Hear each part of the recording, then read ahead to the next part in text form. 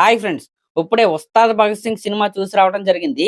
ఆ సినిమా నాకెలా అనిపించిందంటే, దాని గురించయితే ఇప్పుడైతే మాట్లాడుకుందాం.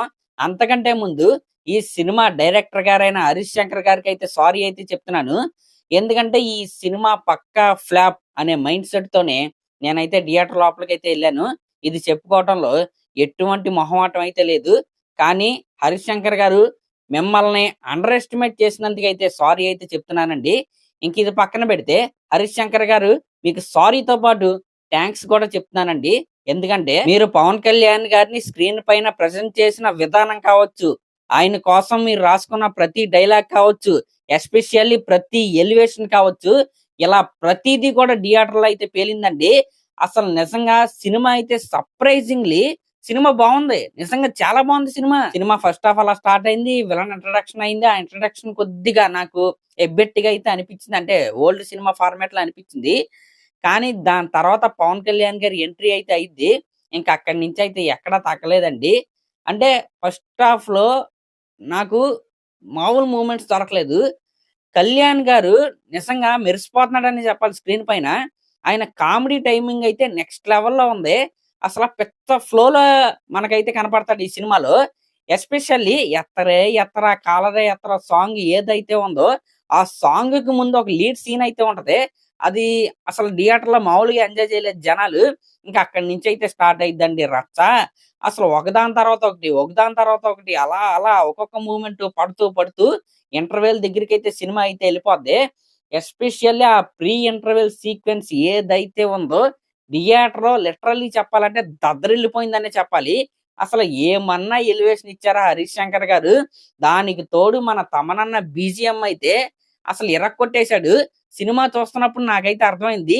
డీఎస్‌పీ గారిని పక్కన పెట్టి మరి సినిమాకి 10 రోజులు, 12 రోజులు ముందు తమన్ గారిని బ్యాక్‌గ్రౌండ్ స్కోర్ కొట్టించుకోవడానికి ఎందుకు తీసుకున్నారో సినిమా చూసేటప్పుడైతే మీకైతే అర్థమైద్ది. ఈ సినిమాకి హీరోలు ఇద్దరన్నమాట. ఒకటి మన 'పవన్ కళ్యాణ్' గారైతే, రెండో హీరో ఖచ్చితంగా మన తమనన్నే. ప్రతి సీన్‌ని ఎలివేట్ చేశాడు. ప్రతి సీన్‌ని ఎలివేట్ చేశాడు. నిజంగా డీఎస్‌పీ గారు ఇంత న్యాయం చేయగలిగే వాళ్ళో లేదో నాకైతే తెలీదు. దానిపైన మనమైతే కామెంట్ చేయకూడదు గానీ, తమనన్న అయితే తక్కువ టైంలో మంచి ఔట్‌పుట్ అయితే ఇచ్చాడు. అంటే నార్మల్ సీన్‌ని కూడా ఎలివేట్ చేసే విధంగా, ఎక్స్‌ట్రార్డినరీ సీన్ అనే విధంగా ఆయన బీజీఎం అయితే ఉంది. ఈ విధంగా ఒక్క కొద్దిగా ఫస్ట్ హాఫ్ కొద్దిగా అయిన తర్వాత నుంచి ఒక్క డల్ మూవ్‌మెంట్ లేకుండా ఇంటర్వెల్ వరకు నాకైతే సినిమా నిజంగా చాలా బాగా నచ్చింది. ఈ విధంగా దొమ్మలదిరే ప్రీ ఇంటర్వెల్ సీక్వెన్స్‌తో, డీసెంట్ ఇంటర్వెల్ సీక్వెన్స్‌తో ఫస్ట్ హాఫ్ అయితే అయ్యిద్ది. ఇంకా సెకండ్ హాఫ్ గురించి మాట్లాడుకుంటే, ఆ సెకండ్ హాఫ్‌లో నన్ను బాగా సర్ప్రైజ్ చేసిన ఎలిమెంట్, అలాగే ఇంప్రెస్ చేసిన ఎలిమెంట్ ఏంటంటే, ఆ లవ్ ట్రాక్ అన్నమాట. నిజంగా భలే ఉందండి. బావుందండి. అంటే ఎబ్బెట్టిగా ఉంటదేమో అని నేనైతే అనుకున్నాను. అంటే 'పవన్ కళ్యాణ్' గారికి, 'శ్రీలీల' గారికి వాళ్ళ మధ్య లవ్ ట్రాక్ అసలు ఎలా ఉంటదో, కొద్దిగా మనోడు అంతకుముందు 'మిస్టర్ బచ్చన్' సినిమా అయితే తీసాడు. ఆ విధంగా ఏమన్నా ఉంటదా? క్రింజ్ అంటే ట్రోల్ మెటీరియల్ లాగా ఉంటదా అనుకున్నాను. కానీ చాలా నీట్‌గా, ప్లెజెంట్‌గా దాన్నైతే మన 'హరీష్ శంకర్' గారైతే బాగా తీశాడనే చెప్పాలి. ఈ విధంగా సెకండ్ హాఫ్‌లో ఎమోషన్ ఉంటది. ఎలివేషన్ ఉంటది. మెయిన్ స్టోరీ మొత్తం గూడా ఈ సెకండ్ హాఫ్ లోనే ఉంటది. మెయిన్‌గా సెకండ్ హాఫ్‌లో ఆ పాత బస్తీ ఫైట్ కావచ్చు, మన 'శ్రీలీల', 'పవన్ కళ్యాణ్' గారి లవ్ ట్రాక్ కావచ్చు, ఆ లవ్ ట్రాక్‌లో వచ్చే మనసే సే సే సే ఆ పాటకైతే థియేటర్ దద్దరిల్లిపోయిందనమాట. నిజంగా భలే సర్ప్రైజ్ ఇచ్చారు. అంటే చాలా మందికి ఓకే. నేను చెప్పేసానా? సారీ అండి. స్పాయిలర్ ఇది యాక్చువల్లీ.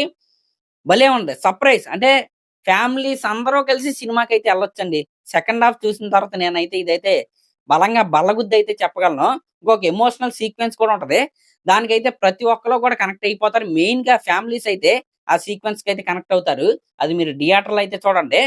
ఇంకా ఇంకొక వింటేజ్ సాంగ్ అయితే ఉంటదనమాట సెకండ్ హాఫ్‌లో. మనోడు అలా గన్ను పట్టుకొని అలా నడుచుకుంటా వస్తా ఉంటే ఆ సాంగ్ ప్లే అయిద్ది. ఈ విధంగా సెకండ్ హాఫ్‌లో కూడా మంచి మంచి మూవ్‌మెంట్స్‌తో మన 'హరీష్ శంకర్' గారైతే అలా నింపేశాడు. టోటల్‌గా ఈ సినిమా 'పవన్ కళ్యాణ్' గారి ఫ్యాన్స్‌కి, ఎస్పెషల్లీ 'పవన్ కళ్యాణ్' గారి ఫ్యాన్స్‌కైతే ఒక ప్యాకేజ్ అనే చెప్పాలి. ఎందుకంటే నా వరకు 'పవన్ కళ్యాణ్' గారి నుంచి 'వకీల్ సాబ్' సినిమా తర్వాత ఒక కంప్లీట్ సినిమా చూసిన ఫీలింగ్ వచ్చిన సినిమా ఇదే అనమాట. ఎందుకంటే ఈ సినిమాలో 'పవన్ కళ్యాణ్' గారి కామెడీ టైమింగ్ ఉంటది. ఇంకా 'పవన్ కళ్యాణ్' గారి డాన్స్ ఉంటది. అంటే ఉన్నాయి 2 పాటలైనా 2 పాటల్లో డాన్స్ ఏపిచ్చాడండి. ఆ డాన్స్ మాస్టర్ పేరేంటి 'దినేష్ మాస్టరు'. పవన్ కళ్యాణ్ గారు మీరు ఆ గణేష్ మాస్టర్ అయితే పక్కన పెట్టి నెక్స్ట్ వచ్చే సినిమా ఉంది కదా సురేందర్ రెడ్డి గారి సినిమాలో, దాంట్లో ఒకవేళ పాటలు ఉంటే ఈ దినేష్ మాస్టర్ కంటిన్యూ చేయండి. నిజంగా ఏమన్నా కొరియోగ్రఫీ చేపించాడా? ఆ దేక్లేంగే సాలా సాంగ్ అప్పుడు కావచ్చు, ఫస్ట్ హాఫ్ లో వచ్చి ఆ కాలరా యాత్ర సాంగ్ కావచ్చు, నిజంగా ఆ కాలరా యాత్ర కొరియోగ్రఫీ అయితే అదిరిపోయింది. దేక్లేంగే సాలాలో కూడా మీతో స్టెప్స్ అయితే ఏపిచ్చాడు. ఇంకా నెక్స్ట్ పవన్ కళ్యాణ్ గారికి సూపర్ ఎలివేషన్స్ అయితే పడ్డాయి. ఇంకా మంచి ఎమోషనల్ సీన్స్ కూడా పడ్డాయి. ఈ విధంగా ఒక కంప్లీట్ ప్యాకేజ్ అన్నమాట ఈ సినిమా. ఎస్పెషల్లీ కళ్యాణ్ గారి ఫ్యాన్స్ కి ఇలా ఓవరాల్ గా సినిమా అయితే గుడ్. ఈ సినిమా పైన హైప్ లేదు అన్నారు కదా. ఆ హైప్ లేకపోవటమే ఈ సినిమాకి ఇప్పుడు హెల్ప్ అయితే అయ్యిద్ది. అది మీకు ఒక 2, 3 రోజులు అయిన తర్వాత అయితే తెలిసిద్ది. ప్రీపోన్ చేయడంలో ఎటువంటి తప్పు అయితే లేదు. ఇప్పుడు రిలీజ్ చేయడంలో ఎటువంటి నేరం అయితే లేదు. సినిమాకైతే హ్యాపీగా అయితే వెళ్ళిపోవచ్చు. కానీ కొన్ని ఫ్లాస్ అయితే ఉన్నాయి. ప్రతి సినిమాలో ఉంటాయి. ఈ సినిమాలో కూడా ఉన్నాయి. అది టైం కాన్స్టెంట్స్ వల్ల అంటే పవన్ కళ్యాణ్ గారు అందుబాటులో ఎప్పుడుంటే అప్పుడే హరీష్ శంకర్ గారు అయితే షూటింగ్ అయితే చేసుకోవాలి. దానివల్ల ఆ ఫ్లాస్ అయితే వచ్చినాయి అని నేనైతే అనుకుంటున్నాను. అదేంటంటే ఫైట్‌లో గన్నులు కాల్చుకుంటున్నప్పుడు ఫైట్‌లో కొన్ని కొన్ని కావచ్చు కొద్దిగా బ్లడ్ అనేది కొద్దిగా ఎడిటింగ్ మిస్టేక్ అది. హరీష్ శంకర్ గారు మరి చూసారో లేదో నాకైతే తెలీదు.